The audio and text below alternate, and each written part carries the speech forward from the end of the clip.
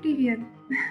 Я хотела записать это видео на улице, но поскольку несколько дней уже дует сильнейший нордост, обращение свое запишу дома. Хотела сказать, что когда я начала рисовать эту картину, со мной случилось следующее. Я чуть не сломала блок для зарядки камеры, затем я обрызгала штору чернилами, поэтому мне пришлось срочно снимать штору, чтобы ее постирать. Дважды мне брызнула краска в глаза, пролила белые чернила прямо себе под ноги. Кажется, все. Здорово, когда ты собираешься что-то сделать и берешь себя в руки, несмотря ни на что, доделываешь. Так вот, я хотела это сказать к тому, что бы ни произошло, вы всегда можете довести дело до конца. Ну, все, приятного просмотра.